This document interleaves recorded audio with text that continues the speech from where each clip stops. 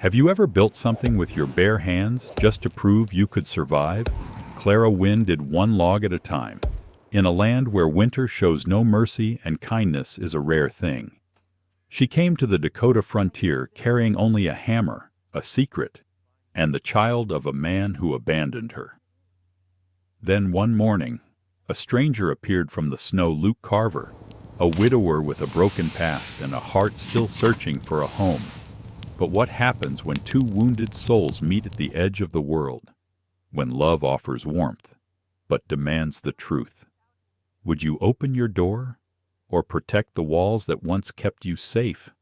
Because out here, every choice costs something. Your pride, your past, maybe even your peace.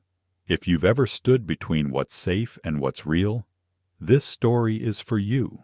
Stay with us, and let the wind, the wood smoke, and the quiet courage of two hearts remind you what it means to begin again.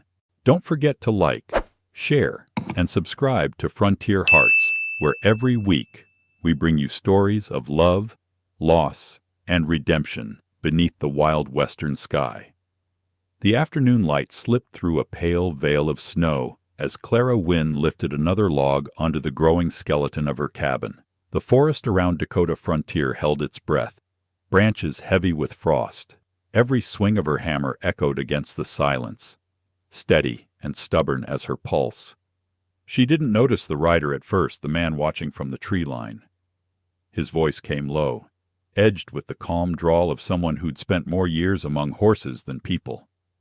"Didn't mean to intrude, ma'am. I thought this place was abandoned." Clara straightened, one hand pressed against her lower back, the other still gripping the hammer. Her eyes narrowed as she turned toward him. A tall man sat astride a bay gelding, hat brim shadowing his eyes. "This land is mine," she said sharply. "If you're lost, ride west. There's nothing here for you." The stranger tipped his hat, a faint smile beneath the cold. "No trouble meant. Name's Luke Carver. I'm from Cedar Creek Ranch, about 10 miles north. Just checking my fence line, that's all." His gaze flicked over the unfinished cabin and the worn gloves on her hands. "Didn't expect to find someone building alone." "I prefer it that way," Clara replied, her tone flat as the frozen ground.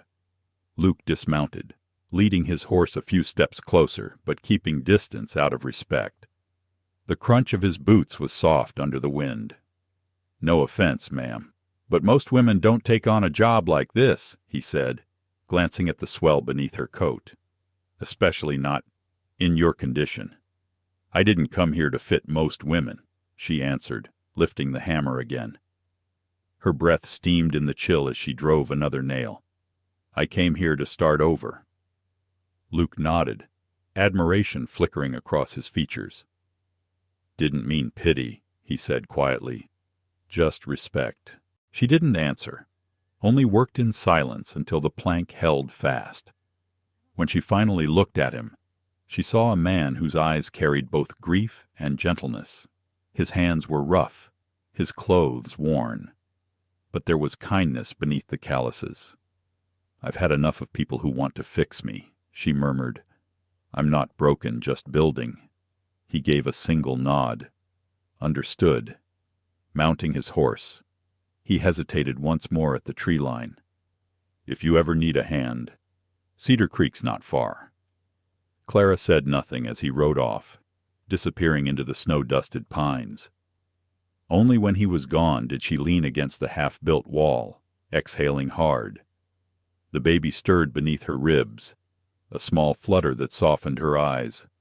"That's not the kind of man who just passes through," she whispered, and though she wouldn't admit it aloud, her heart had stirred too, not with fear, but with something far more dangerous. Hope. 3 mornings later, sunlight spilled weakly over the prairie. Clara balanced a plank of pine on her shoulder, wincing as pain shot through her side.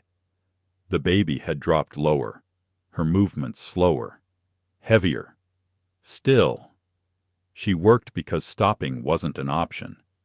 She'd hauled every log herself, dug her own foundation, and filled her root cellar with care. But the walls still waited, and winter would not. As she bent to lift another beam, a voice came from behind her, familiar and deep. "You're pushing too hard." She froze. The sound of Luke Carver's voice rolled through the cold like thunder softened by warmth. The wind carried the smell of pine and smoke as Clara Wynn turned sharply at the sound behind her. Her pulse jumped. At the edge of the clearing stood Luke Carver, his bay gelding stamping at the frost-covered ground. In his arms, he held a bundle wrapped in a checkered cloth. He looked different this time, less like a rancher inspecting fences, and more like a man stepping into something uncertain. No vest, no gloves, just a wool coat dusted with snow and eyes that had seen too much loss to be young. Clara's grip tightened around her hammer. "I didn't ask for company." "No," Luke said, his tone easy but steady. "You didn't. I came anyway." He moved forward slowly, boots crunching against the hard ground, and set the bundle on the stump near her workbench. "My mother sent this tea for the nausea, and some baby clothes she knitted. She said you'd act like you didn't need them, but she'd send them anyway." That sounded like the sort of woman who raised a man like him gentle when it mattered, stubborn when it counted. Clara didn't move, didn't thank him. She only stared at the cloth bundle as though it were something dangerous. Luke followed her gaze toward the unfinished cabin, its skeletal frame catching sunlight like bones through thin skin. "You've done all this yourself, every nail," she said quietly. He whistled under his breath. "That's something. Painful, too, I imagine." She folded her arms, trying to brace herself against the chill and against the warmth rising beneath her ribs. "Why are you really here, Mr. Carver?" Slumming it for stories to tell over supper at Cedar Creek, Luke met her eyes and didn't flinch. "I came because I wanted to. And because I don't like the thought of you working yourself raw when it doesn't have to be that way. I'm not a charity case. I never said you were." She took a step closer, anger flickering like a spark in the cold. "Men like you always offer help like it's a blessing, but it comes with a price, expectations, judgments. I've had my fill of that." Luke didn't answer right away. He let her words hang between them until they cooled in the air. When he finally spoke, his voice was soft but sure. "Some folks offer help not because they think you're weak. They do it because they can see you're strong, and they respect that." The words landed harder than she expected.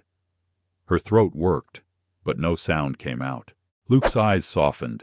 "I've seen people break over less than what you're carrying, but you're still here, building something real, all on your own. That's not weakness, Clara. That's rare." He took a small step back and gestured to the bundle. "I won't stay. Just thought you might use the tea, and maybe a reminder that not everyone who shows up is here to fix or claim you." His honesty unsettled her more than any flirtation could. He wasn't trying to charm her. He simply meant what he said. "You can leave it there," she murmured. Luke nodded once, pulled his hat low against the wind, and turned toward his horse. The bay snorted, impatient to be gone. When he disappeared into the trees, the silence felt heavier. Clara let out a breath she hadn't realized she'd been holding. She set down the hammer and crossed to the stump. Slowly, she unwrapped the bundle. Inside were 3 small knit garments, soft yellow wool, the kind that caught light even in winter gloom, and a tin of tea that smelled faintly of ginger and mint. Her hand lingered over the stitches. They were neat, careful, each loop a small act of care from someone she didn't know. For the first time since she'd come west, something inside her cracked. Not enough to crumble, just enough to feel. That night, as the wind scraped the roof beams and snow hissed against the windows, she brewed a small pot of the tea. The warmth filled the half-built cabin, and when the baby shifted low in her belly, she whispered, "We're all right. We're still here." A week later, The wind rose again, sharp enough to rattle the cabin walls. Clara sat by the rough outline of what would one day be a fireplace, her hands raw and red from handling lumber. Breath steamed in front of her face as she struck flint against stone. Across from her, Luke knelt by a stack of firewood, setting another log near the hearth. They had worked together all morning, side by side. No declarations, no questions, just the rhythm of hammers, the soft mutter of saws, and the occasional breathless laugh when a board split in protest. When he offered her his canteen, she took it without hesitation. He smiled faintly. "You've done twice the work of any ranch hand I know." "I had to," she said. Staring into the weak flame, waiting for someone else to save me was never an option. Luke sat beside her, pulling his coat tighter. The silence between them was the kind that felt safe. She didn't look at him when she spoke next. "I was married once," she said. "Back in Philadelphia. Church bells, roses, a white dress that didn't feel like mine." He turned toward her slowly, not interrupting. He walked out 6 months later. She went on, said the child wasn't his. Her voice caught slightly. "I never told him the truth that it was. He left before I could even say the words." The fire popped softly. "The divorce papers were never filed. Legally. I'm still his wife." Luke didn't move, didn't ask the easy questions. "That's a heavy thing to carry," he said finally. Clara nodded, eyes on the boards beneath them. "People out here already look at me like damaged goods. If they knew the rest, they'd be right about the wrong thing." "People are quick to judge what they don't understand," Luke said quietly. She glanced sideways. "You haven't asked if I still love him." "No need," he replied, voice gentle. "If you did, you wouldn't be here." Her lips parted slightly, but no sound came. Something in her chest shifted, painful and tender all at once. After a long silence, she asked, "What about you? You don't seem like the kind who rides alone for fun." Luke's gaze drifted toward the snowy hills. "Her name was Sarah, my wife. We married too young. Maybe. She loved to race horses. One morning she took a gelding out and didn't come back." Clara froze. "I'm sorry," she whispered. He nodded, eyes distant. "I found her myself, near the ridge east of the ranch. That was 5 winters ago. Since then, I mend fences, ride the line, keep the land quiet. I stopped believing there was anything left for me beyond that." For a long moment neither spoke. The crackle of the fire filled the space between them. Clara reached for a log, her hand brushing his by accident. She drew back quickly, heart racing, but he only smiled faintly, not saying a word. The wind outside moaned through the pines like a hymn, and inside the half-finished cabin, the air felt strangely alive. The space between them had changed, not closer, not yet, but warmer somehow. Luke stood after a while, brushing sawdust from his coat. "You've got a good start here," he said. "Roof'll hold if the storm comes from the north. I'll ride out before dark." Clara nodded, pretending she didn't care. "Do what you need to." He paused at the door, glancing back once. "Clara, if the world's been unkind to you, don't let it teach you how to be unkind to yourself." She didn't answer, couldn't. When the door shut behind him, she sat still for a long time, the echo of his voice lingering in the quiet. Outside, snow began to fall again, slow and silent, covering the footprints he left behind. Clara leaned against the half-built hearth, pressing a hand to her belly. The baby moved faintly beneath her palm, as though stirred by something she couldn't yet name. "Maybe," she whispered to the firelight. "We don't have to be alone forever." The flame flickered once, brighter, as if agreeing. The days shortened quickly on the Dakota frontier, and the valley began to wear winter's color.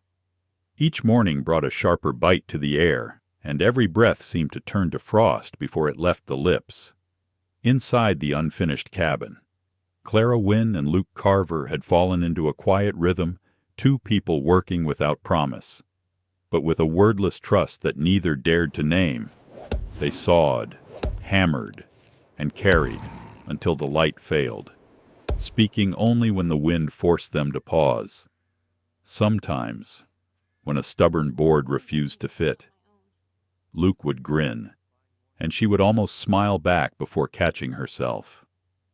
That afternoon, they sat on the half-finished porch, watching the sun spill violet across the frozen valley. Clara wrapped her shawl around her belly, hands trembling from the day's labor. Luke shrugged off his coat and held it toward her. "Keep it," she said. "I've got enough warmth." He didn't press her. Instead, he leaned against the porch post, eyes tracing the distant ridges where smoke from his ranch sometimes rose. For a long while, neither spoke.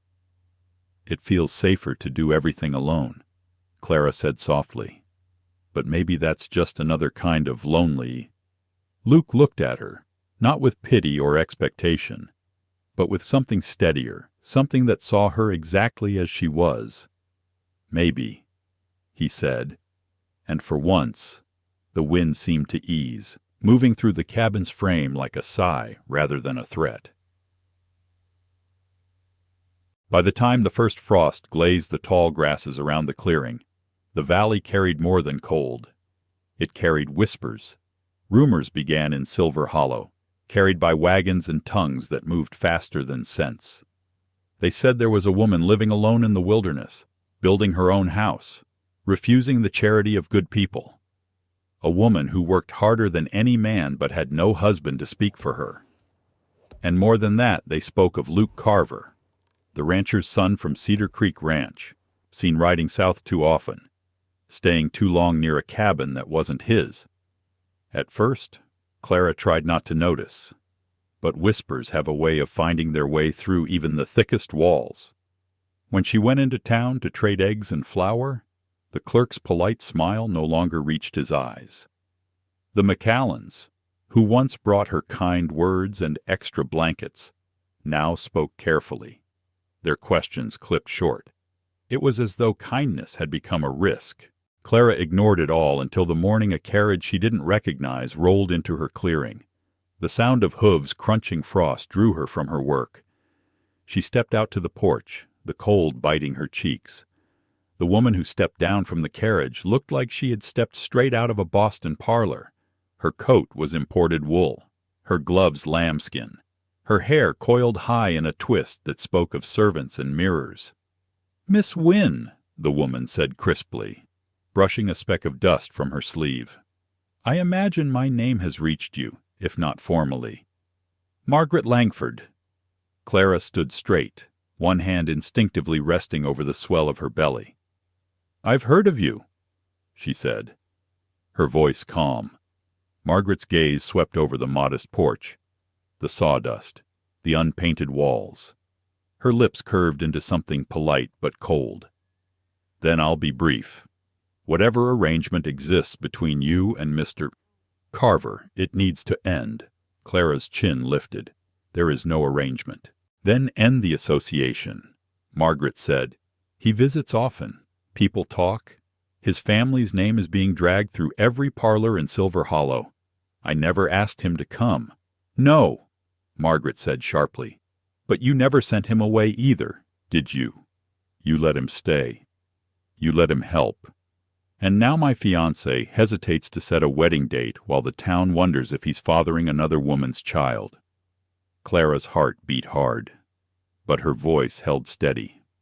"He's a free man, Miss Langford. I've neither sought his name nor his fortune." Margaret's eyes narrowed. "No, just his attention, his time, his reputation. Don't pretend innocence. Miss Wynn, you think I don't understand hardship. I do. But I won't accept watching a scandal bloom in plain sight while a good man loses everything he's worked for." Clara's nails dug into her palms. "I built this cabin with my own hands," she said. cut every beam, split every log. I sew for a child who will never have a father's blessing. I've asked nothing from your fiancé but kindness. Not enough." Margaret snapped. Her breath rose in small white clouds as she stepped forward. "Your presence haunts him. Miss Wynn. Your silence lets people imagine the worst. You will leave, sell this land, go east, or vanish into some other town that will take a woman with your situation. But do not stay here." Clara felt the words like stones against her chest. "You don't own him." Margaret's smile hardened. "No, but I know how this world works. Men fall in love with ideas' strength wrapped in tragedy, but they marry what's respectable. They marry the path of least resistance. If you care for him at all, make it easier for him, for all of us, before this turns uglier than it already has." The woman turned, signaled her driver, and the carriage rolled away through the pines, wheels crunching over frozen earth. Clara stood still long after the sound faded. The cold pressed through her shawl until her bones ached, but she didn't move. The valley was silent again, but not peaceful. She finally went back to sweeping the porch, stacking the last of the logs Luke had chopped days earlier. She boiled water for tea, though her hands shook as she poured. The baby kicked once, hard enough to make her gasp. She sat down slowly, pressing a hand over her ribs. "Am I destroying the only good man who ever looked at me without pity?" she whispered. Outside, snow began to fall again, fine and steady. The wind carried the sound of distant horses, maybe Luke's, maybe not. She wasn't sure anymore whether hearing him would bring comfort or fear. That night, she couldn't sleep. Every creak of the cabin sounded like judgment. She thought of Margaret's voice, sharp, composed, perfectly measured, and of Luke's quiet steadiness. How he never tried to own her, never demanded anything. The worst part was that Margaret hadn't been entirely wrong. Luke's visits had given her something she hadn't allowed herself in years: hope. And hope, she knew, was dangerous. The next morning, frost had painted the windows. Clara walked outside, pulling her shawl tight. The valley glittered with silver, the sky the color of pewter. She picked up the axe and split wood until her arms trembled.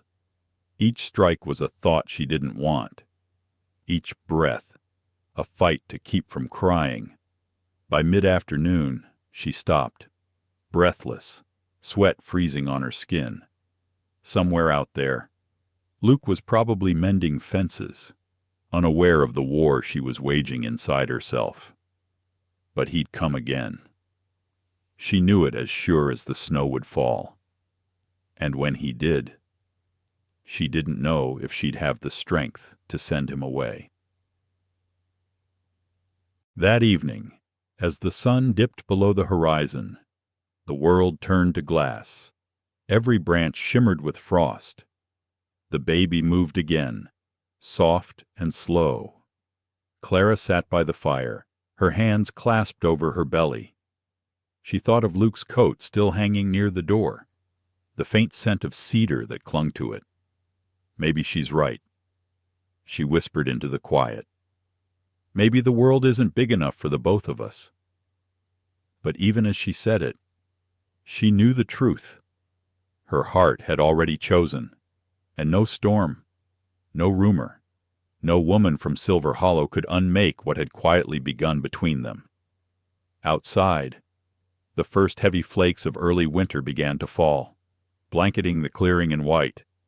Inside, Clara Wynn sat beside the flickering firelight, the weight of love and fear settling over her like snow on the eaves, soft, cold, and impossible to shake.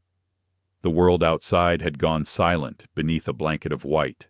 Snow pressed against the cabin roof in soft, steady sighs, and smoke drifted from the chimney like a fragile ribbon into the still sky. Inside, Clara Wynn sat by the fire, her fingers curled around a tin cup of tea that had long since gone cold. It had been days since Margaret Langford's visit, days since those clipped, Polite words had sliced through her defenses and left something far worse than fear behind. Doubt. Each time the wind shifted through the trees, Clara braced herself for the sound of hooves for Luke Carver to appear with accusation in his voice or disappointment in his eyes. But when he came, there was neither. The hoofbeats reached her first, steady and deliberate, followed by a knock she didn't let him finish. Clara pulled the door open before his knuckles touched the wood. Snowflakes clung to his coat, his hair, the brim of his hat. His cheeks were flushed from cold and conviction. "Clara," he said quietly, "we need to talk." "You shouldn't be here." "I should be exactly here," he said, stepping inside. The warmth of the fire drew a faint steam from his coat as he peeled off his gloves.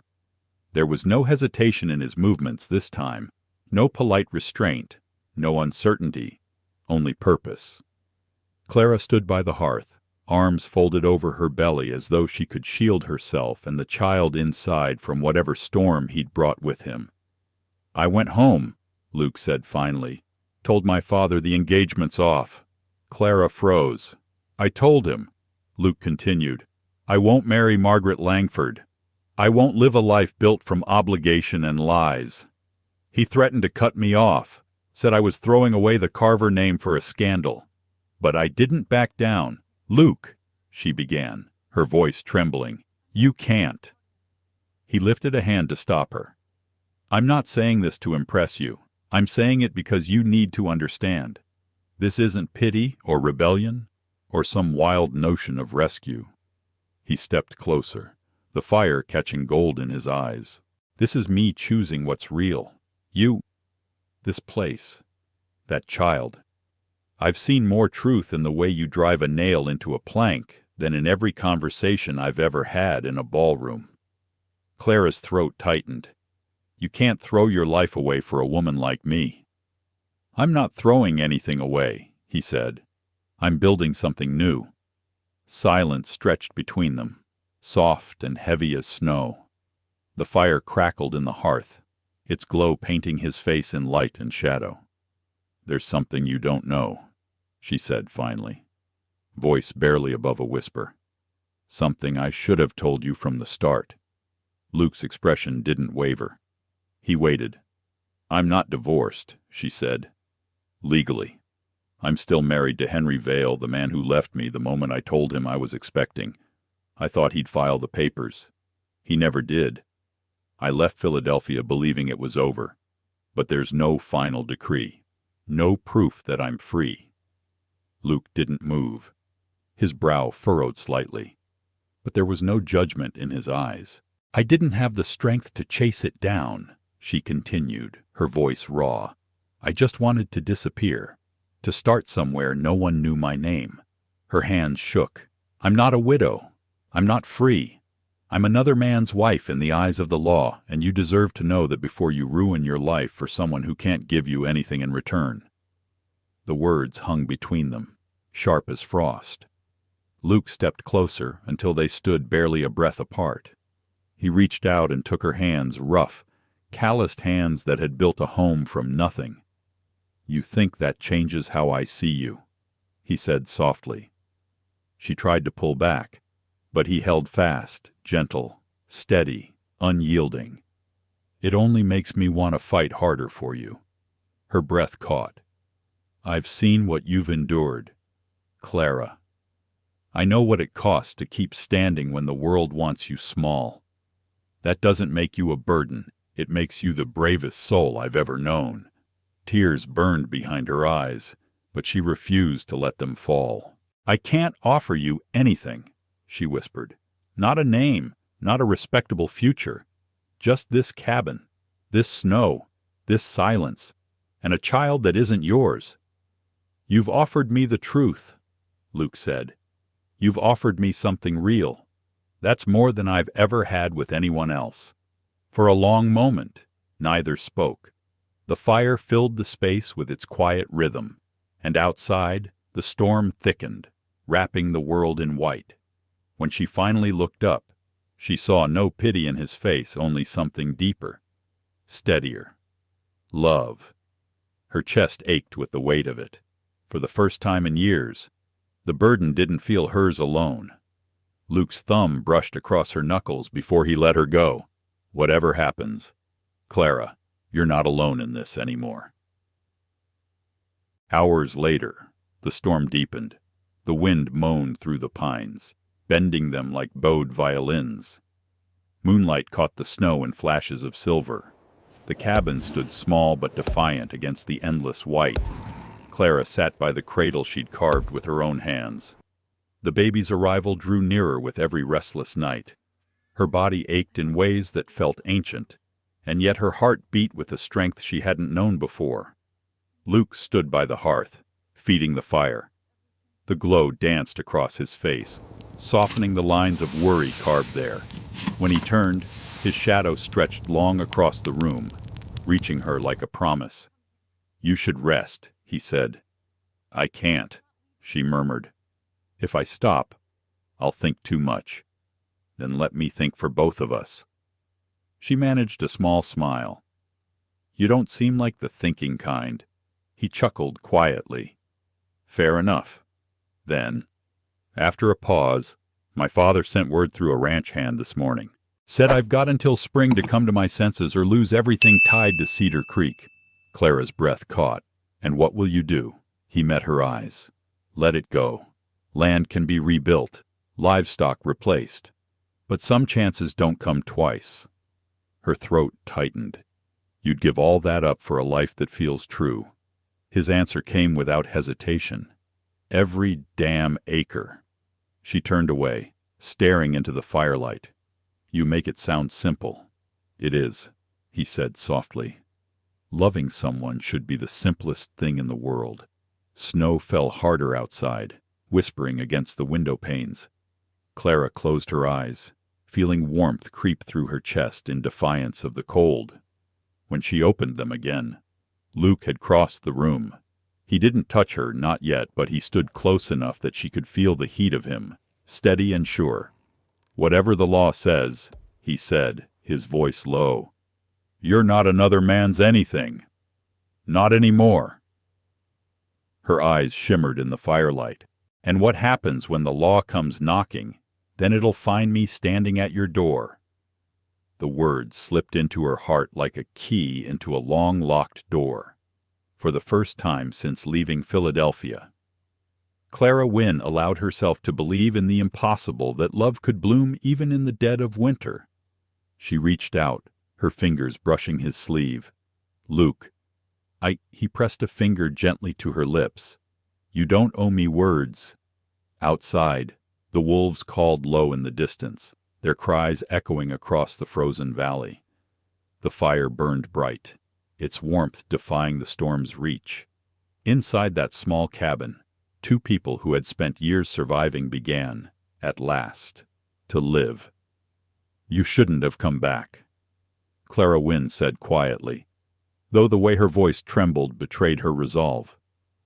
Luke Carver stood just inside the door, snow melting off his coat and pooling dark circles on the floorboards. His face was cold, his eyes burning with something fiercer than the storm outside. "You knew I would," he said simply.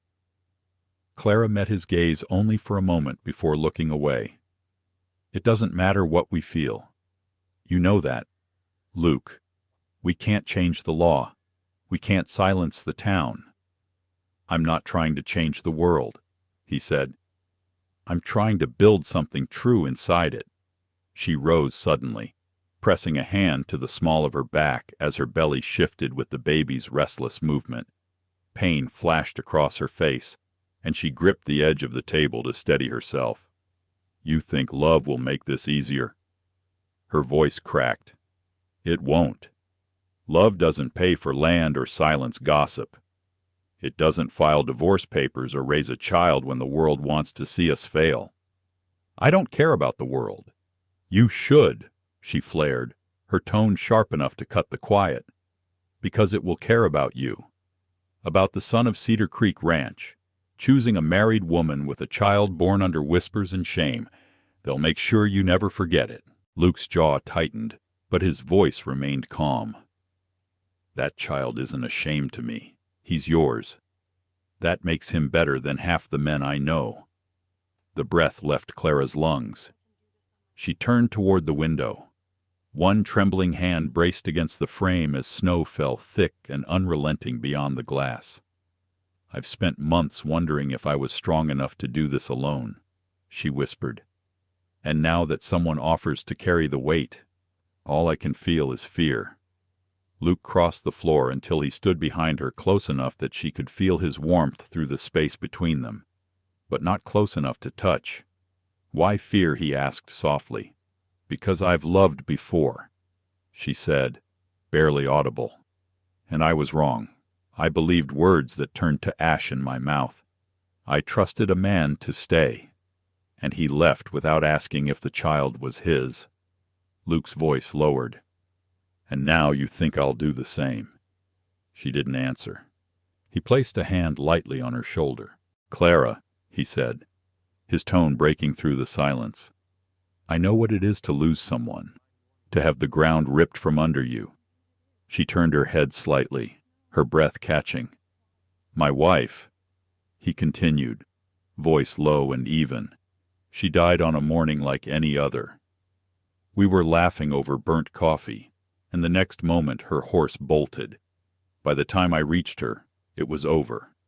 I buried her beneath a cottonwood tree near the ridge." The words were steady, but his eyes glimmered with something raw. "I stopped believing in luck, in joy, in anything that lasts," he said, "until the day I rode past your clearing and saw you driving nails like the world owed you nothing. You reminded me what it means to keep going." A startled, broken laugh escaped her, half sob, half disbelief. "You're not some lost woman I stumbled across," he said. "You're the fire I didn't know I needed. And I won't lose that, not because of laws I didn't write or people too afraid to live their own truths." Clara's hands rose to his wrists, trembling, but she didn't push him away. "I don't know how to let you in," she whispered. "I've built so many walls I can't remember where the door is." He leaned forward until his forehead rested lightly against hers. "Then let me help you find it. For a moment." The world narrowed to the two of them, the snow outside, the warmth within, the fragile thread of hope that refused to break. Luke's breath brushed her cheek. "I lost one life before," he said quietly. "But I won't lose this one too. Not when I finally found something worth keeping." Clara closed her eyes. For the first time in years, she didn't feel alone. By late afternoon, the sky had turned the color of lead. Wind lashed through the valley, shaking the pines until they whispered like nervous witnesses. The baby had been restless since morning, kicking low and sharp, as though sensing the storm that brewed inside and out. Snow began to fall heavier thick, wet flakes that swallowed the world whole. Clara gripped the porch railing and stared at the disappearing horizon. Her breath came fast. The storm wasn't the only thing coming. Inside, she lit every lamp, laid out towels, boiled water. The air was thick with the smell of smoke and fear. A contraction seized her without warning, sharp, blinding, stealing her breath. She doubled over, clutching the table, her knuckles white. "Not now," she gasped. "Please, not like this." She was alone. Miles away. Luke Carver saddled his horse as the storm closed in. He didn't need anyone to tell him he could feel it. Something had changed. "She needs me," he muttered, yanking the reins tight. He rode hard into the wind, snow slicing his face, vision fading with every gust. The world narrowed to the rhythm of hooves and the roar of the storm. When his horse stumbled on a hidden drift, the fall came fast and brutal. Luke hit the frozen creek with a crack that sent pain down his shoulder. The horse scrambled up and vanished into the white. For a moment, the cold stunned him. Then came the agony, sharp and alive. "She needs me," he groaned, dragging himself from the water. His clothes froze almost instantly, every breath a knife. He walked, one step, then another. Waist-deep snow, wind screaming like a living thing. Each step burned. But somewhere ahead, through the wall of white, he could almost see the faint orange glow of a lantern in the distance. Inside the cabin, Clara fought the pain with everything she had. Hours blurred.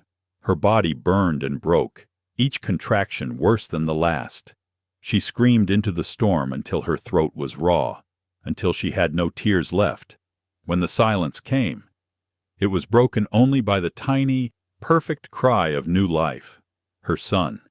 A sound so fragile and beautiful that she nearly forgot to breathe.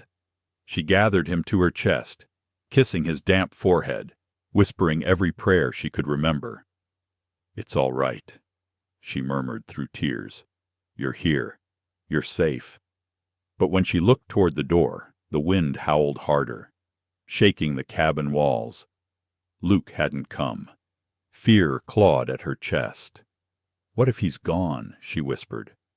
"What if I made myself believe in something that the world never meant for me to have?" She rocked her son gently, humming through the tears. "You'll be safe, no matter what, even if it's just me." Then came a knock, faint at first, almost lost in the wind. She froze. Another knock, harder this time. Her heart pounded. Slowly, she stood, clutching the baby close, and stepped toward the door. The latch turned.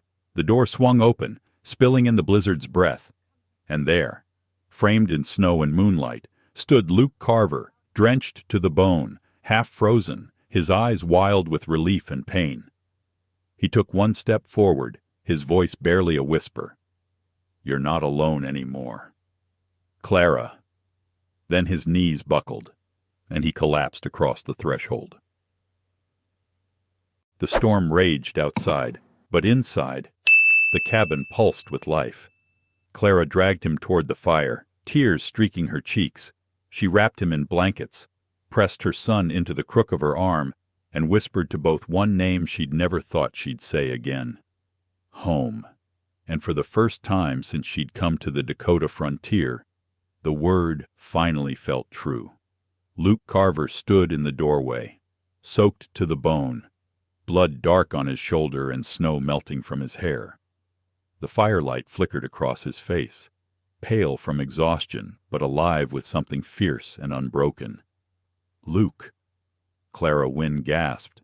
He stumbled inside, collapsing to his knees beside the hearth. Steam rose from his coat, and his breath came ragged, shallow. For a moment, neither spoke. The room was filled only with the pop of pine wood and the infant's soft cry. Luke's eyes found the baby, then lifted to hers. He tried to smile through the pain. "Looks like you've already built a family, Miss Wynn." Her throat tightened. He reached out a trembling hand, brushing the baby's tiny fist. Mind if I joined? Clara could have told him no. She could have sent him away, kept her heart behind the walls she'd built plank by plank. But instead, she shifted the child into his arms. "Only if you're sure," she whispered. "I've never been more sure." Outside, snow kept falling. Inside, the fire burned steady and low. Something new began to take root, a warmth that had nothing to do with the flames. Luke bent his head over the newborn, his voice rough with wonder. "You've got his eyes," he murmured. Clara smiled faintly. "Or maybe yours." He laughed, quiet and hoarse, and for the first time since the storm began, the cabin didn't feel like a refuge. It felt like home. The first sign of spring wasn't flowers or sunshine, but the soft give of thawing earth beneath Clara's boots. Mud clung to her soles, and the scent of pine grew sweeter with every sunrise. Inside the cabin, laughter had replaced silence. The fire still burned in the hearth, but warmth now lived in the way Luke and Clara moved around each other wordless, easy, like they'd always belonged. One morning, Clara stepped outside with a bucket in hand and her son, Thomas, bundled against her chest in a linen sling. Luke knelt nearby, driving the first post for what would soon become the new kitchen. This soil's thawed early, he called, grinning over his shoulder. Or maybe, she teased, it just knows we've got work to do. He stood, wiping dirt from his hands. Either way, we need more room, especially for that growing boy. Thomas made a soft cooing sound, as though agreeing. They'd chosen his name on a quiet evening with no ceremony, just something simple and true, the kind of name that could weather time. That afternoon, while Luke worked outside, Clara sat at the small wooden table with a piece of parchment before her. She wrote slowly, carefully, each word like a step toward freedom. It was a letter to a law office in Philadelphia, her formal petition to dissolve her marriage to Henry Vale. Her hand trembled as she sealed it, but her heart was steady. When Luke stepped inside, sawdust on his sleeves and sunlight in his smile, he saw the addressed envelope sitting on the table. "You did it," he said quietly. Clara nodded. Last piece of the past sealed and sent. He leaned down and kissed her forehead.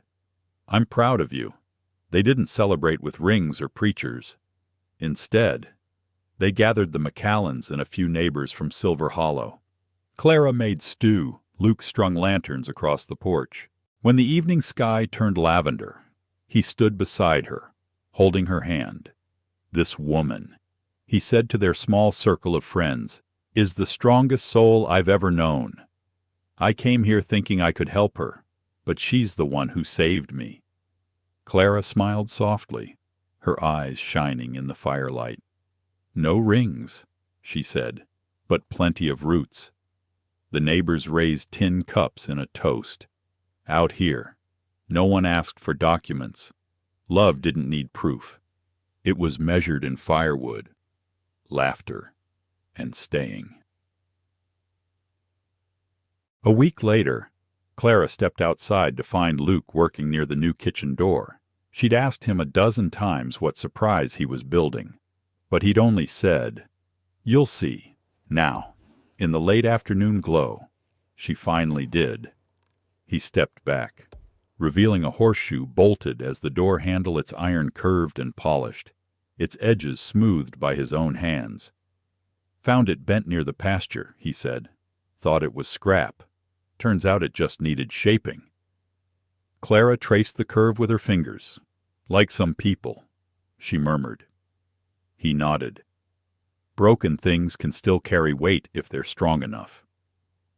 The door creaked open to reveal sunlight spilling across the wooden floor, warm and golden. It wasn't grand, but it was theirs.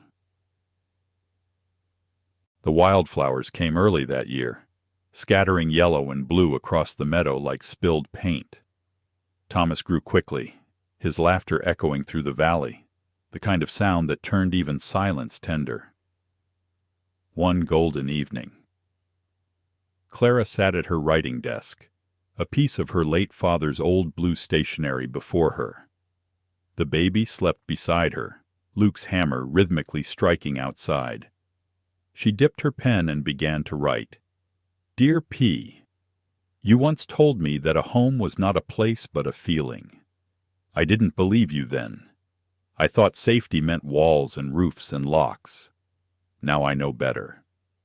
I built a cabin with my own hands. I hauled wood, shaped a roof, and fought storms. I did it for myself and my son, but it took a stubborn cowboy with dusk in his eyes and a heart like yours to make it feel like home. We are not alone anymore. With love. Clara." She folded the letter carefully and placed it in the small tin mailbox her father had once built from scrap metal. The flag lifted in the wind as though waving approval. Outside, Thomas laughed his first true laugh, clear and bright. Luke looked up from where he was fixing the fence, his grin wide and proud. Clara crossed the yard toward him, the baby in her arms, her heart so full she thought it might burst. The air smelled of pine and earth and new beginnings. Luke reached for her hand, brushing a thumb over her knuckles. "You ever think we'd get here?" he asked softly. She smiled. "I think we were always headed here. We just took the long way." The wind shifted, carrying the scent of rain and promise through the clearing. The world around them, once cruel and cold, felt new again, like the earth itself was forgiving. Spring had come to the Dakota frontier, and with it, everything they had never dared to dream. If you've read this far, if your heart clenched when Clara stood alone in the storm, if you saw yourself in Luke's quiet vow, "I won't lose you too," then maybe you already understand. Love out here was never given. It was built beam by beam, scar by scar, between the cracks of survival and the soft miracle of choosing to stay. This is what the frontier was truly made of. Not just land, not just grit, but the fragile, stubborn kind of love that outlasts every winter. And in a small cabin at the edge of Silver Hollow, where the wind once carried only silence, two hearts had learned to make it sing again. Clara and Luke's journey is more than a love story. It's a reminder that starting over is not about forgetting the past, but finding the strength to build again. For anyone who's lived long enough to lose, this tale carries a truth worth holding close. Strength isn't measured by how loudly we fight, but by how quietly we endure. It's in the hands that keep working, the heart that keeps hoping, and the faith that something good can still grow from the ashes. Love doesn't always arrive like a sunrise. Sometimes it walks in with tired eyes, rough hands, and a quiet promise to stay. As the years pass, we learn that home isn't a place, it's a feeling, built between people who refuse to give up on each other. So, wherever you are in life, don't let the winters make you hard. Even after the coldest season, spring still comes, and love, no matter how late, always finds its way home. Thank you for sharing your time and heart with us here at Frontier Hearts. If Clara and Luke's story stirred something inside you, a memory, a hope, a quiet kind of faith, please like, share, and subscribe.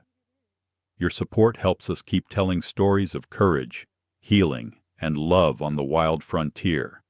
Because out here, every heart deserves a second chance.